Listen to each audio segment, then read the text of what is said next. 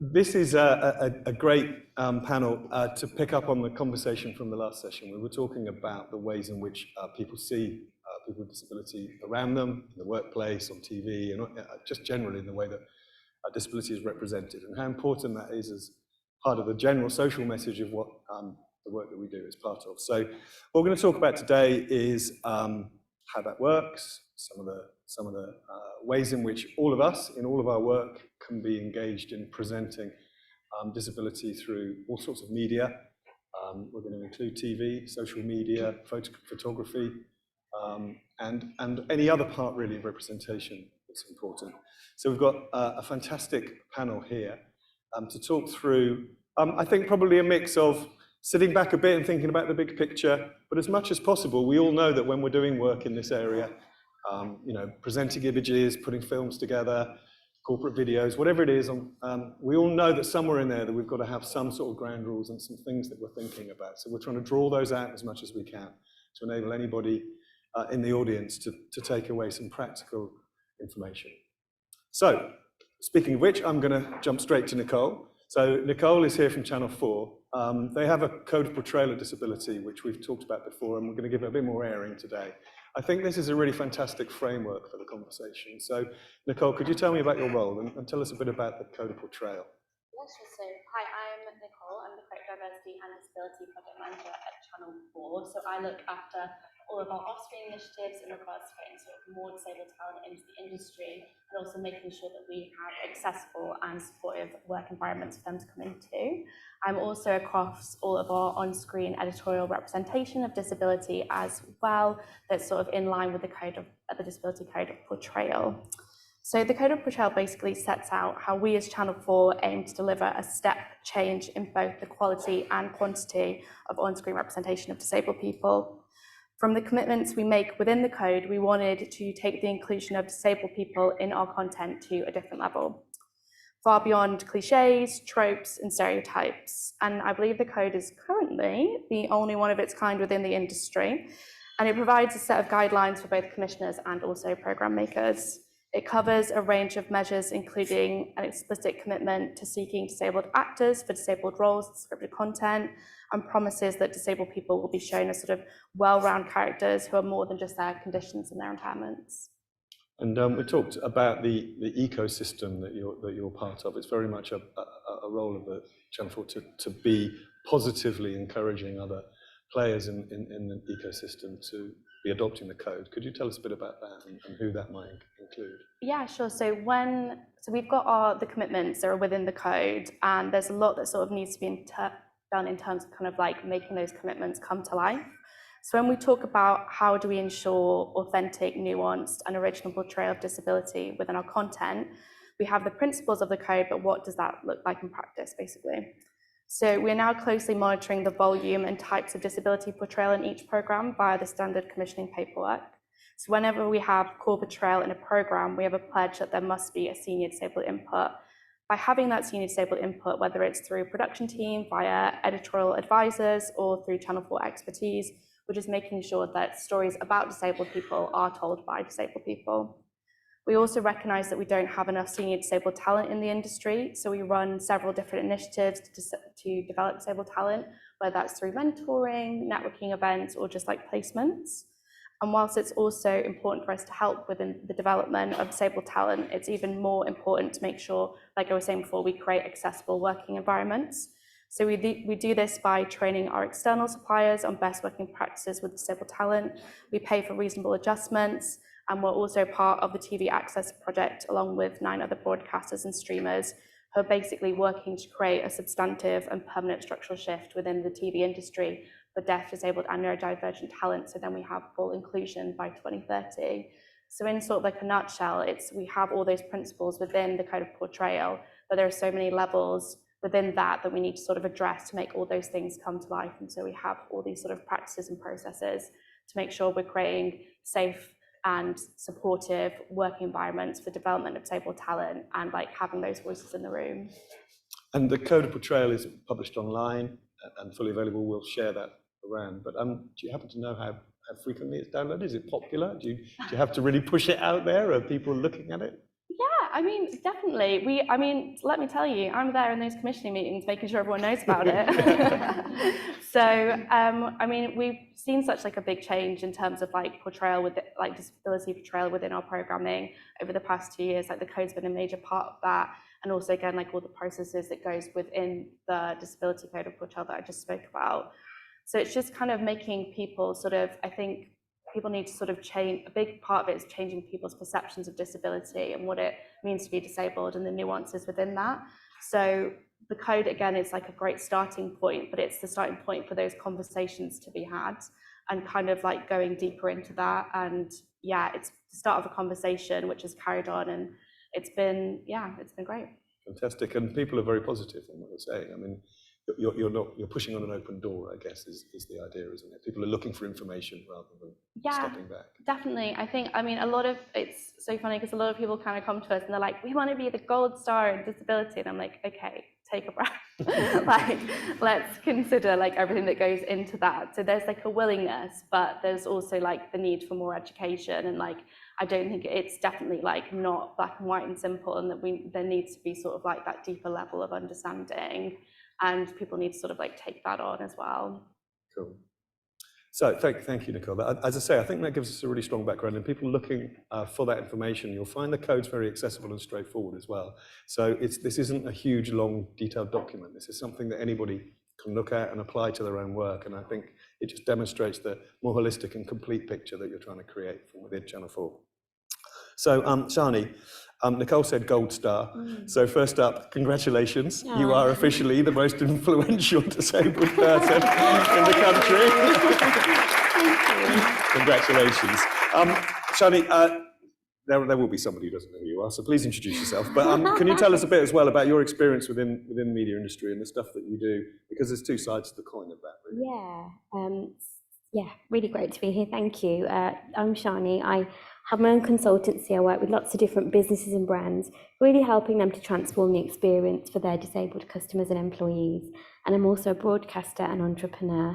And yeah, I occupy quite a unique space because I'm in front of the camera as on-screen talent, but then I also work behind the scenes with lots of different broadcasters, really helping them to be more inclusive and accessible, and by doing it through an intersectional perspective.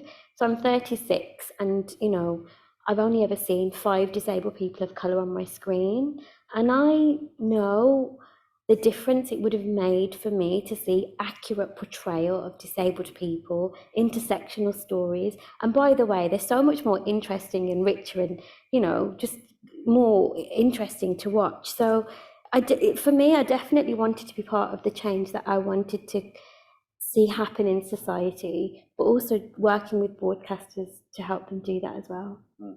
And because this just popped up in my mind, you were an estate agent in EastEnders. I was. You forgot to mention that. I love EastEnders. I'm not an actress. I just went for this audition, didn't think I was going to get it. I got it.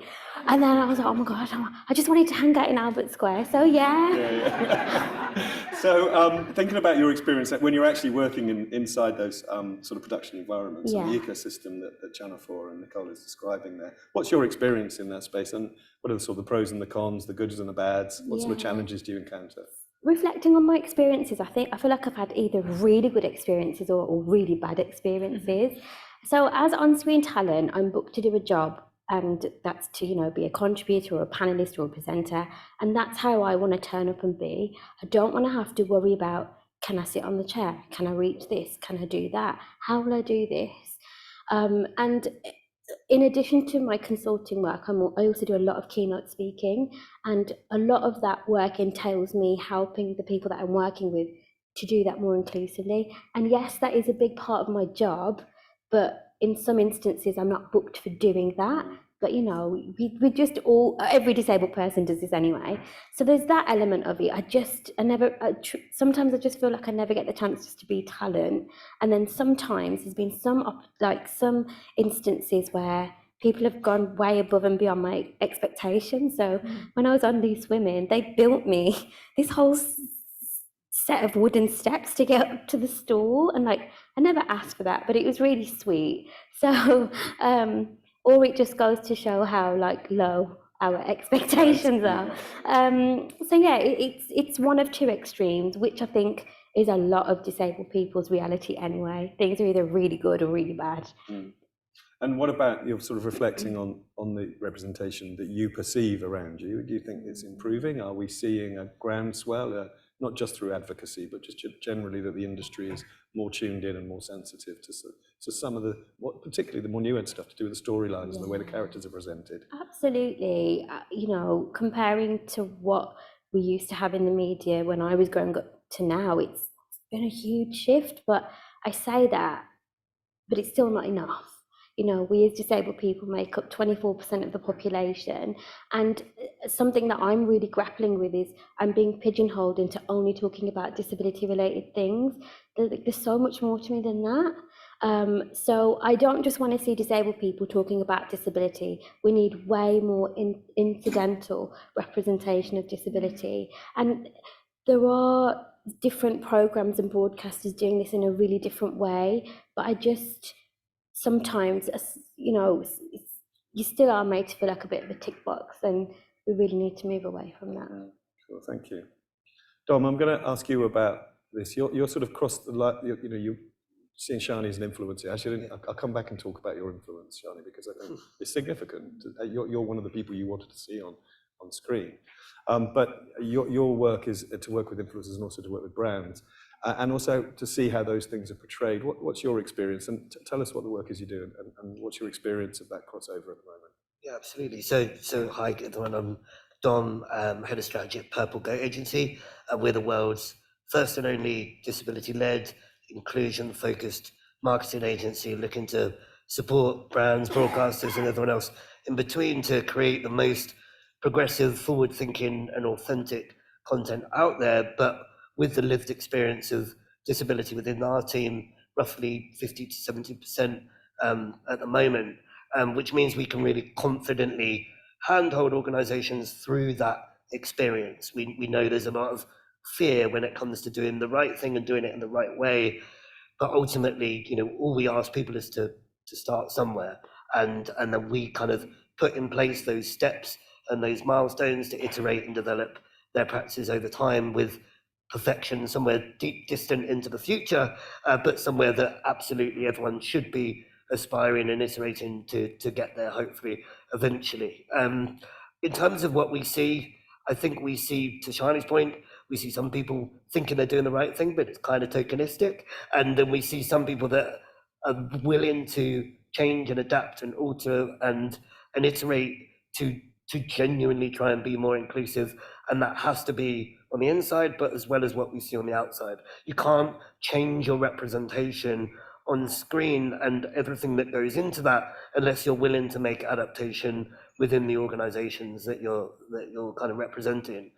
I suppose also the key importance is we're seeing an increase in organizations be slightly more open about where they are on that journey. I think, to Channel 4, having the code of representation, that's a vulnerable document of sorts. And we always talk about the need for brands and organizations to be more vulnerable. I think when we look at how kind of social media and individuals look to organizations, the more open you can be in the dialogue of where you are on your journey of inclusion, really the better, and the less negativity that you'll probably get by being just really open and upfront about where you are on that journey. And I guess that's how you're coaching your clients. Sort of an early step in that is sit back, be prepared to sort of put your hands up and say something's not working as well as it can, just as much as all the practical tips you may give them about particular campaigns or work they're doing. Yeah, absolutely. I think that our job is a really, I absolutely love my job, but it's a fascinating one because on one hand it's hand-holding and encouraging and trying to push for the most progressive and forward-thinking we can, switch the stereotype to the opposite as a starting point, all of those kind of things to really create progressive intersectional representation. But then on the other hand, we're only as good as the work that we've put our name to. So if we see something that might not be that good and we're connected to it, we've got to become quite firm in our opinions. And suddenly we go, guys, we can't have that. We need to put our foot down and sort of really be quite I don't know, not authoritative, I'm never authoritative, but I suppose just like really confident in our opinions, knowing what's right and what people should kind of back in terms of creating progressive representation. And you've worked with clients for some time now. The agency's been around a little while. And what sort of progress are you seeing? I mean, which is the one that warms the cockles of your heart in the sense of how that progress has been made? Because I'm sure it isn't just a straightforward sort of journey for them. Yeah, absolutely. I think as an overarching point, we're seeing brands, instead of doing kind of a one-off activation or a one-off activity, we're seeing them start to embed practices where it's not just a one-time thing, and they want to build and develop their representation or a kind of stream of content, or actually sort of not just thinking about social, but then, oh, what are we doing out of home? What are we doing in different areas? And it becomes much more of the sort of holistic, tied up approach to representation and inclusion. For us, like I've talked about it a couple of times in recent months, but over the last year, we've been working with Strongbow, and we got in touch with Strongbow because they had a purple goat in their advert, and we're called Purple Goat. And I promise it doesn't always go like this, but I wrote a LinkedIn message. I said, "Hey, we're Purple Goat. You've got a purple goat. We should do work together." And it just so happened, my job's really easy, I promise. It just so happens that I was speaking to the brand head of cider, and she said, "You know what? We've been having loads of conversations internally. We need to develop what we're doing around inclusion. What do we need to do?" And there was this open-armed approach to us and to what we were suggesting. And we've been supporting them across all sorts of things that they do, from their events, creating a more accessible space, training staff, having BSL performers, when they were the Pride lead sponsor, creating a panel for insights, around best practice, and that community voice being a continual one that they're going to use into the future, consulting on ads and making sure that they're more representative, but also in the casting, and then activating, influencers in line with existing campaigns, but obviously us then creating really strong intersectional representation, but tweaking briefs and campaigns accordingly so it's right for the disabled community as well. But that's just some, and there's going to be much more into the future. But they really want to be the most accessible drinks brand, and having that aspiration is really, really powerful. And there's so much that they can achieve in their position as such a big brand connected to the Heineken group as well. Do you get to keep the purple goat? Without giving away too many IDPD spoilers, we have a goat that's the size of a horse, and it's from Strongbow. They used in an ad campaign, and it might be taken to the streets of London in the next few weeks. Wow. Yeah. I love that connection. Yeah. So, Lara, I'm going to ask you about something which I think we all do, is we use images in our work. Sort of maybe stepping away from the agency and the larger organisations, and particularly thinking about the members that you support within the Business Disability Forum. Can you tell us a bit about the work of the BDF, but also in particular the stuff you're doing around representation, around disability, and the broader picture and the toolkit stuff that you do? Because those are the practical things I think that your members are looking for. Yeah, so I'm Lara Davis. I'm Head of Communication and Marketing at Business Disability Forum. We're a business membership organisation, and we support businesses of all sizes, all sectors, industries in disability inclusion. And that's around employees, but also around consumers, so ensuring that disability inclusion across the piece.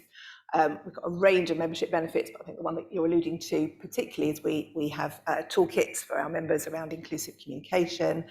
We have a technology task force. Lucy, just put her hand up over there, is here, who heads up our technology task force. I also head up the Inclusive Communication Network. We provide a whole range of resources around accessibility and digital accessibility, and also right across the piece. The particular thing that I want to share today is a project that we're working on. It's not actually live yet, so you're kind of getting a bit of a sneak preview to it, is our Changing the Image of Disability campaign. And that's something that's come about driven partly through our Inclusive Communication Network, which is basically people like me, marketing, communications and brand lead people who are trying to be more disability inclusive. And also from my own experience of having troubles accessing stock imagery that's representative, realistic, authentic. I'm sure everyone here has had the experience of looking for images, typing in disability maybe into a Google search or a stock library, and mainly the images will be people who use wheelchairs, which obviously is not representative of the full range of disabled people. And also lots of them look very staged. They don't look like real images. So we came up with the idea of producing an image bank, which is mainly a membership benefit. It's not actually live yet, it's going live at the beginning of December. But we commissioned the photography ourselves, we cast the models, we got disabled people involved all the way through, right from the very beginning, in terms of the kind of images we should use, how we should shoot them. All the models that were involved were a mix of paid models, professional models, and some volunteer models. But they were all asked to come to the shoots with anything that they may use themselves. We didn't provide props. It was we really wanted it to be authentic and realistic.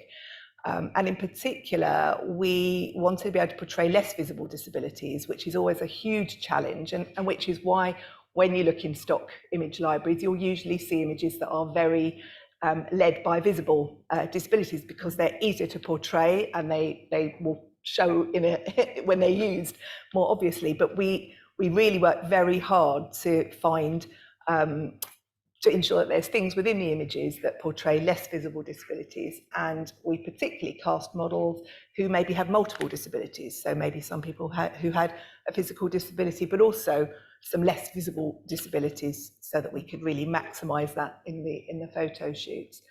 And then the second part of our campaign, and which will be available publicly for everybody, but not until the new year, is some guidance which kind of goes alongside. We realised as we were doing the project that the image bank, great though I think it is, and hope that our members also think the same, we also needed guidance to go alongside that to help people who, when you're selecting images yourself, when you're using images, whether that be for social media or for any other purposes, but also if you have the budget to commission your own photo shoots, to make sure that you do run them in the right way. So it's a bit like what you were saying before, Shani, to make sure that they're disability inclusive photo shoots, that the people who are in them feel included, that you run them in a way that's appropriate, and that you end up with images that everybody feels are appropriate, realistic and authentic.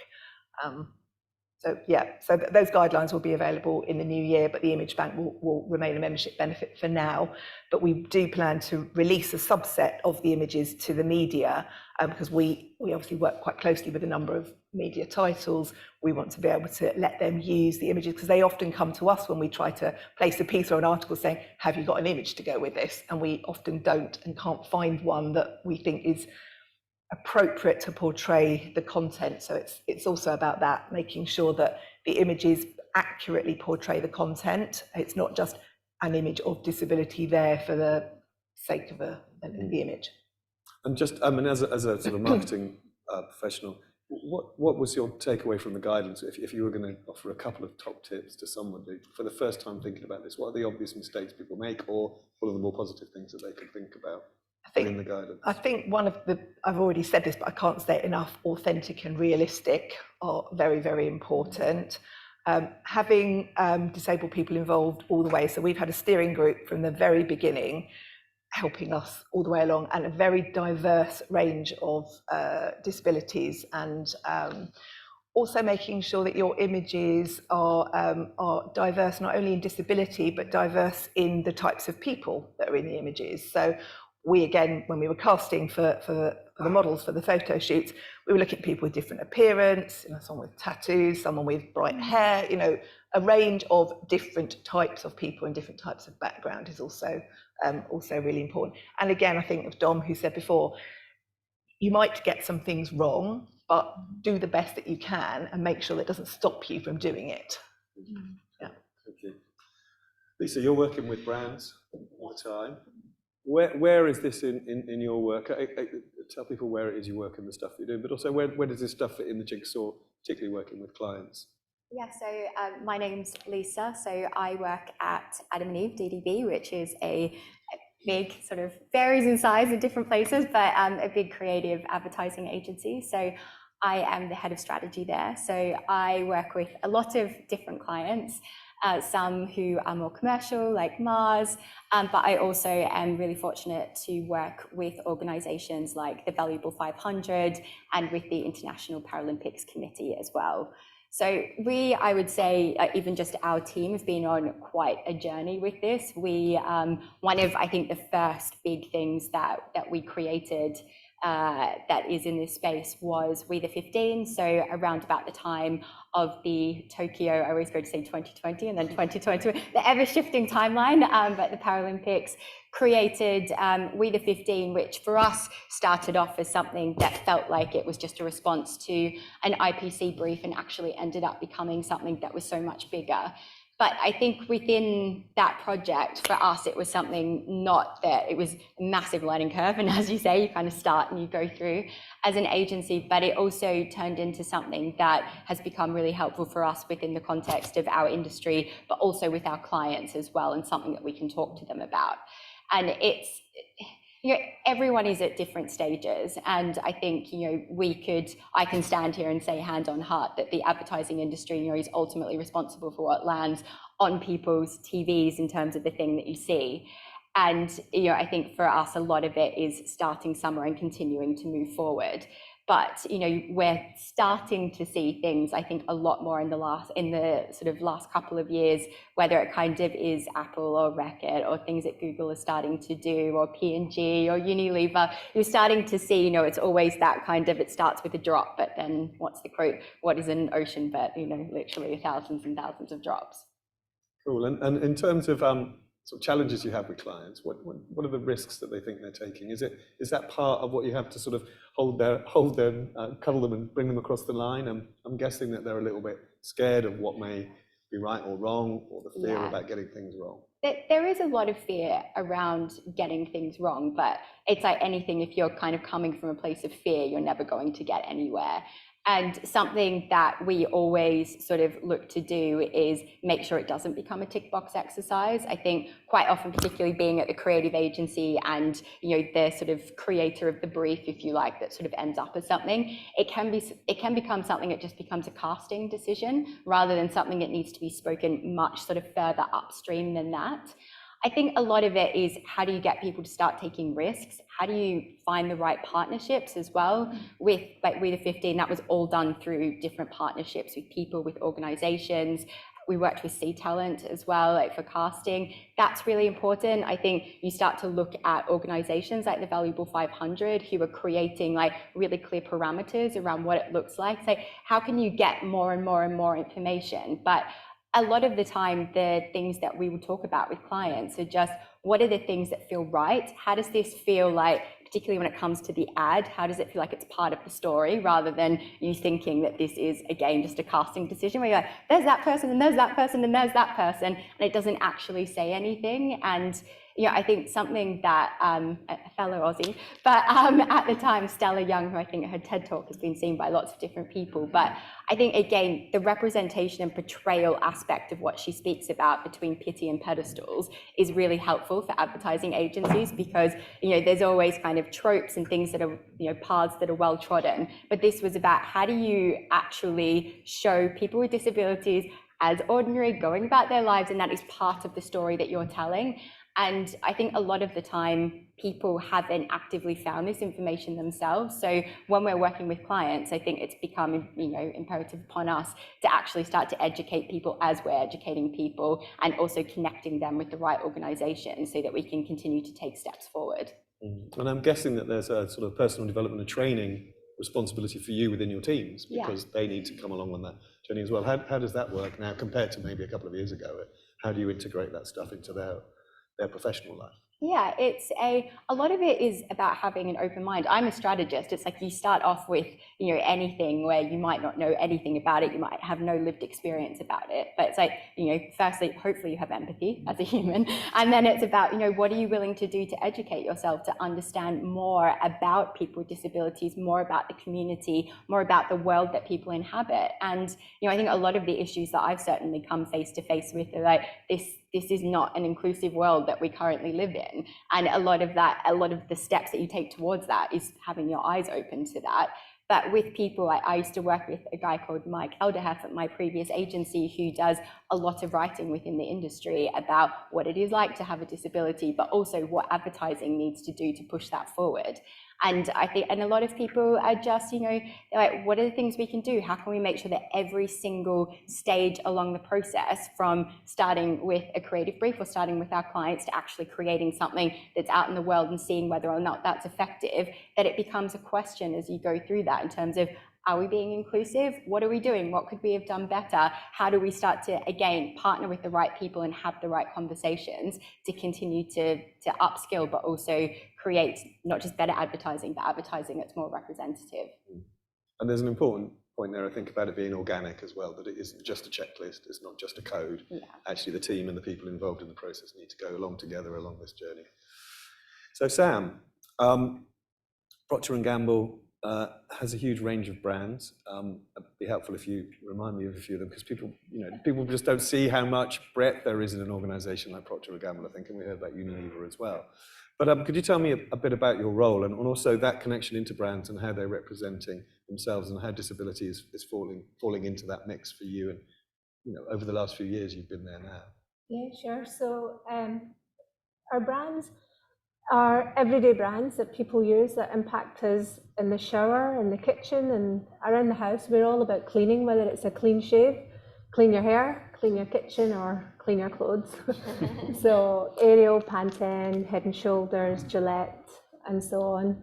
And these are everyday brands that we all use, and we're on a mission to make sure that our company, our products are accessible and available to everyone, including people with disabilities. And my role in the company is the accessibility leader for Procter & Gamble, so that we can ensure that our company is providing access and opportunity to employees and our consumers with disabilities.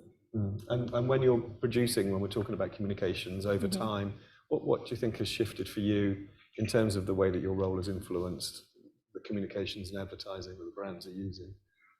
So there's been a massive shift over the years. I mean, if you think about it, when I came in at the start, it wasn't on the table. It wasn't something that we were considering doing.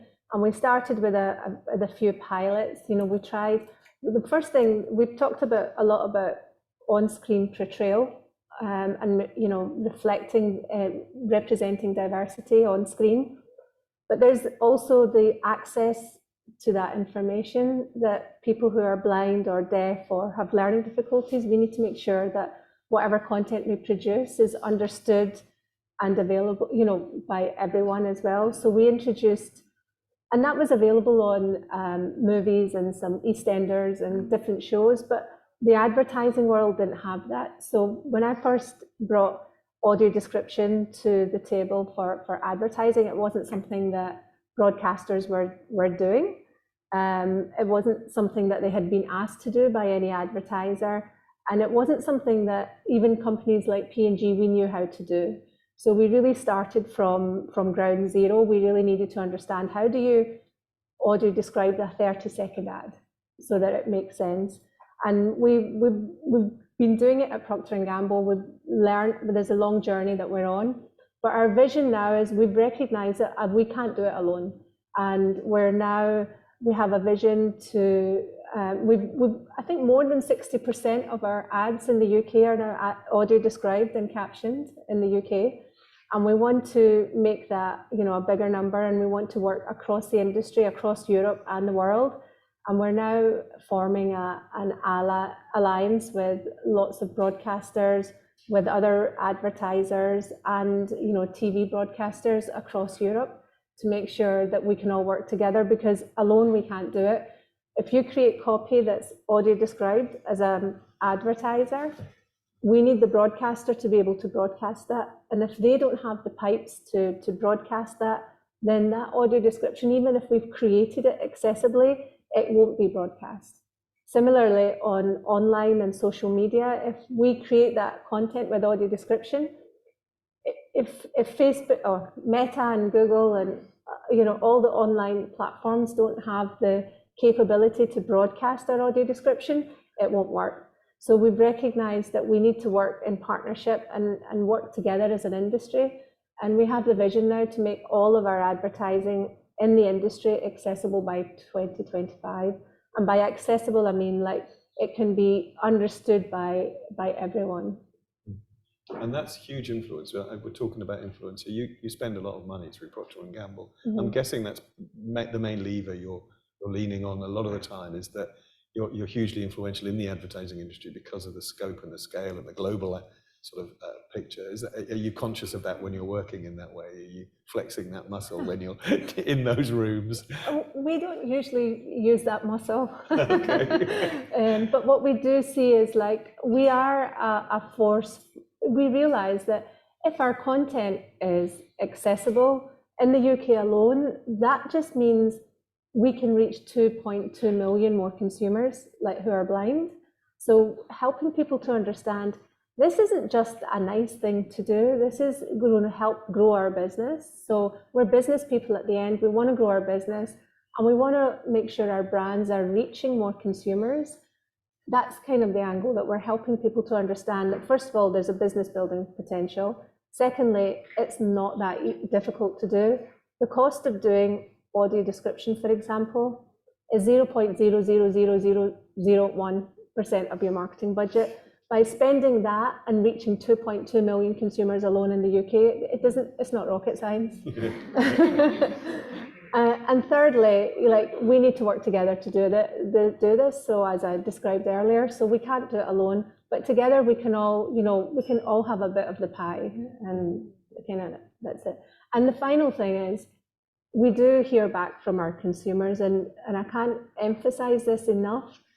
When consumers have written to us and shared their videos and shock when they first heard an audio described ad, I mean, who does that? We all try and skip ads, right? Nobody likes to watch ads.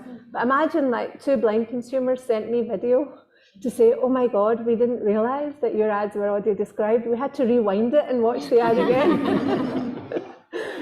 So it really shows, I want to choose if I skip the ad, but if I want to watch the ad, I want to see it in an accessible way. So, So I'm just come back to you, Shani, and talk about influence. What can the community do? I mean, you're preaching to the converted because you're in a room with people who turn up to an event about accessibility.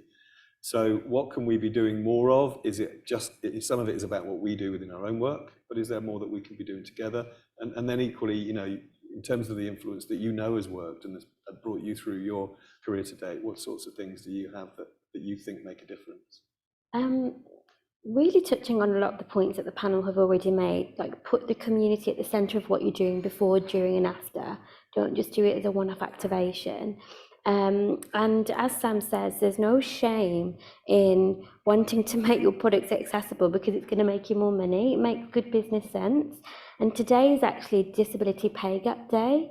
So it marks the day that the average disabled person stops being paid to the end of the year, because that's how big the pay gap is. And I can't tell you, I'm sure a lot of people actually know this in the room, but it's really exhausting and expensive to live in a world that isn't designed for you. I'm sat here wearing clothes today, but there aren't any clothes designed for bodies like me. I have to spend more money tailoring it. So I want people to understand that, yes, this is your job, but it's a huge responsibility. And then some, like you literally have the power to shape the way communities are seen, valued and treated, and that is a really big deal, and that shouldn't be taken lightly.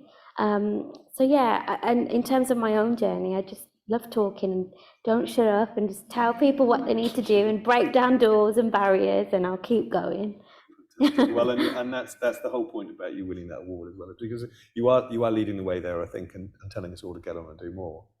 So I'm Dom, I'm just going to ask you a question about this shift in practical skills and knowledge within your client base. How much of what you're helping people with is sort of the inspirational stuff here that Shani's saying, look, just get on with it? How much of it is actually hands-on, like the toolkit stuff that we're talking about? Where do you find that divide with your clients? It's a real mix of the two. I think we talk about helping clients to become disability confident in the sort of actual real sense of that word. And the best way I can describe it is if you have an opportunity on your desk and you don't understand that opportunity, it's probably just going to end up off your desk and you're not going to engage with it. If you see that and you know what it means and you are excited by it and empowered by it, that is something you're going to start to engage with and move forward with. So that kind of comfort around disability, that upskilling around disability, absolutely has to form a part of what we do, and probably challenging preconceptions around what being an inclusive marketing agency is, because typically that might sound quite boring, but obviously we want to bring fun and energy and enthusiasm into something that can be truly creative and progressive with what we do. But then obviously it's about okay, so then what are we doing? Yes, we're making audio described adverts. Yes, we're creating image libraries. Yes, we're doing things that actually are going to create that change with our clients, but give them the tools to do that internally as well. We don't want to necessarily have a stranglehold on absolutely everything they do. We want to upskill and educate them along that journey as well, and give them certain tools so they can do that internally when the time is right. But obviously us probably being there to hold their hand through that journey to create that consistent voice in everything they do. It absolutely, it's also that mix of carrot and stick. We always want it to be the carrot. It's a massive business opportunity, as the other guys have said. When we think of the fact that the purple pound, and we haven't mentioned it yet, is now $13 trillion globally, and the idea that you can do something that engages that kind of 24%, largest minority in the world, and actually talk to that audience in a way that maybe you probably have never done that before. That just makes no sense. You wouldn't have thought of that as an active consumer base to engage, and that growth opportunity is absolutely massive. So whichever way you come at it, it's the right thing to do, but also it makes commercial sense to engage on it as well. Do we have any questions from the audience? Anybody got anything they'd like to know? There's Lucy over there. Thank you. So Lucy Ruck from Business Disability Forum. Funny, it's probably more of a comment than a question, but one of the things I wanted to share was I was involved in one of the models, obviously worst day of my life, I loved every moment of it, for the Image of Disability campaign that Lara's been talking about. One of the things I wanted to sort of stress is that ripple effect that you get being involved in something like that, where the other models who were involved in that were then sort of sharing their different perspectives of disability, where someone who started the session who was deaf and couldn't communicate with us, by the end of an hour or two were really engaged and really sort of chatting. We'd found our own way of communicating, so that was really helpful.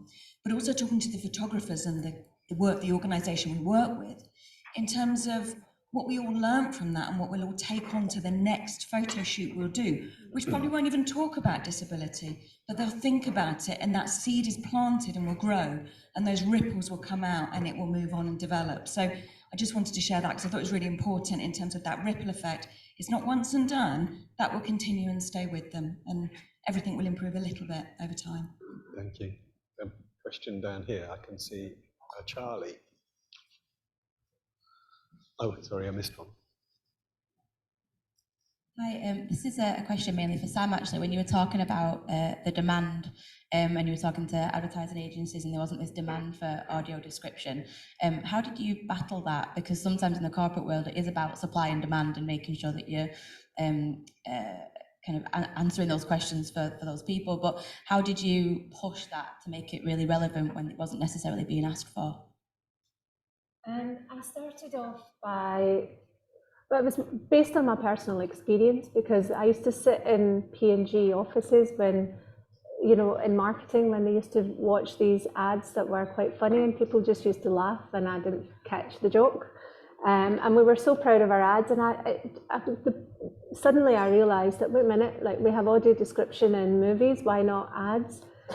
And I honestly had no idea how to do it, but the first thing I did was, it was the Olympics ad, the 2012, We're the Superheroes. I got an audio described version of that, and I sent it to our chief marketing officer and said, would you like your ads like this with audio description? And he said yes. And then I didn't know how to do audio description, so I found an agency that does audio description and asked them to do one of our Olympics ads with audio description, and just as a sample. So I sent that to Mark, our Chief Marketing Officer, and he said, oh, I approve this to air it for the Rio 2016. And so it got aired and it got lots of press coverage, and that gave me the confidence to then start working back in the UK with the agencies. And the way I did it was I invited the entire industry, including Channel 4, ITV, Sky. I invited our agency partners, I invited disability organisations and individuals with disabilities to a roundtable that we hosted. I offered them free lunch. And we talked about why this was important, how it wasn't happening as an industry. And at the end of it, I think I asked Channel 4, ITV and Sky, how long will it take you to put the pipes in place to do the audio description? And I suggested 6 months, and they did it within much earlier than 6 months. We got the audio description done, and then that gave me the, confidence to go back to P&G and say, okay, come on guys, let's start creating audio description as normal. So that's what we're trying to do now. But it's been a long journey because we've had to work with our creative agencies, helping them understand, what audio description is, bringing them along on our journey, our brand people, marketing people, just everyone along the way. So I think everyone's on the bus now. We're just on the plane, on the rocket. We're ready to go and make all of our content accessible by 2025. Fantastic. One more question down here. Could you introduce yourself? Just coming. It's you, sorry, I was waiting to. Thank you. Hi, thanks so much, everybody. Really amazing content. So my name is Yahya Siad. I'm actually an accessibility inclusion consultant. I have a very highly opinionated 6-year-old child who I engage with in a lot of conversation, everything from Minnie Mouse to existence of God. And one day she came to me and she said to me, oh, Daddy, I've been watching this TV program and I've seen a blind lady like you. So I thought, amazing. I mean, and she was just like a normal character, as in like, it wasn't about her blindness as such. I think we're doing a lot in that space. But what I feel the gap here is in the early education. A few days before that, she came to me and she said to me, Daddy, today we learn about disability in school. I was like, oh, great. I wonder, what did you learn? She said, we were learning about bullying, and we had this guy on a wheelchair and we learned not to bully him. So I thought, here is where we have the problem, is that at early stage of education, we portray disability as a pressed group. And therefore we grow up with the understanding subconsciously that disability belongs to the realm of anti-bullying, or people shouldn't be oppressed. So my question probably is to Shani or anybody else can, is anything we are doing in the media industry in general about how we able to influence the content of disability at such an early age so we don't grow up with that subconscious understanding? Yeah, it's such a good question and an amazing segue for me to plug my book. That's launching in January. But no, yeah, that is real. But it's such a good question. And I went to special needs primary school, and even I didn't get to read books about disability, even though, it was my lived experience massively. I think it definitely has to start with changing our national curriculum, because at the moment schools are left to sort of their own devices to bring in different speakers or, find their own disability representation. As far as I'm aware, it doesn't really sit as a core topic within the national curriculum. But you're absolutely right. The younger we start to educate people on embracing difference and that you're not underrepresented, actually you're over excluded, changing this narrative to active language is only going to help us. But I am really hopeful of our future generations, because I feel like by default they call out exclusion in Gen Z and further generations. they vote with their money. You know, look at the people out protesting right now. I just have so much hope for the future, and I do think a lot of the barriers we face are as a result of generational things and thinking as well. But yeah, that's what I think. Does anyone else want to come? One quick one, please. Yeah. Just to pick up on it really quickly, I think at the moment people are left to have their education as children from chance encounters on the train where a child says, "Hey, look, mummy, like he looks really funny and tiny," and then the parent just melts into the floor because they find it the most embarrassing moment of their life.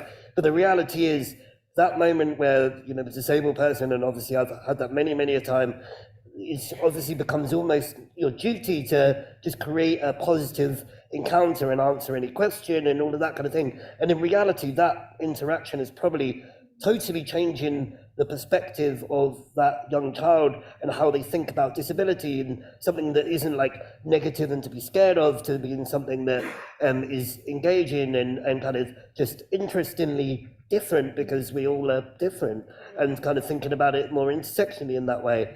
And I think that the more we can kind of just celebrate that and nurture the curiosity of children, and then like help shape it into the future where it's just an open dialogue around disability, that truly is where I hope we go to. But similarly, like, brilliant question, and something that fundamentally would help so much into the future if we were thinking about that now. Cool, thank you. So shortly before Shani's book is published, in fact at 2:00 this afternoon, we're talking about exactly this. So we're talking about education, we're talking about how we overcome fears. The Homer Simpson session is about how we learn, what our learning styles are, and how we adapt what we send, you know, from our point of view in terms of sharing knowledge, how we do that, and equally some of the ways in which people's fears are actually preventing them joining in and getting behind strategies. And that includes some stuff from Canada, actually working in schools around disability awareness. So there is definitely a link there. We've run out of time, not surprisingly. I will just point out that the reason there's so many people on stage is because there's so much to talk about in this area, and it's really difficult. Imagine if this was one person's view that you've heard there. This is something that we're all involved in all the time. It's not about the advertising industry and the way they do things.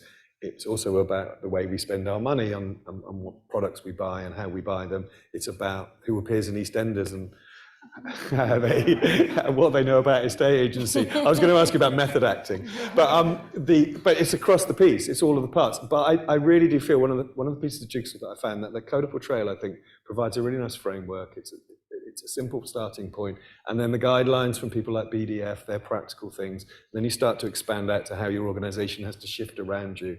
So you immediately start pulling back and thinking, this is a big topic, and we're all involved in it, and we're all involved in it all the time. So, Nicole, please. Yes. Finish. I know we're running. We talked a lot today about how we can make companies like disability confident to hire disabled people. But we also just have to, it's really important to remember that we have to make sure that we're making disabled talent feel confident to work in our workplaces. So we just always have to make sure that we're checking our onboarding processes, making sure we're asking about access requirements, making sure those access requirements are implemented, because we see a lot of people being like, right, where do we find the disabled talent? How do we bring them in here? But we have to make sure they stay and they're in supportive, accessible work environments for them to flourish. The reason why we've got the Disability Code of Portrayal is because we as a broadcaster realise that we don't have those voices in the room, and we need to have those voices in the room. So we need to make sure that we're creating those environments and making disabled people feel confident to come into our industry and move up, and so we can get those different perspectives and see that authentic representation. I just thought it was really important to mention that. Fantastic way to finish. Thank you. Well, thank you to everybody on the panel for all of your contributions, and I know the conversation is going to continue afterwards, so thank you.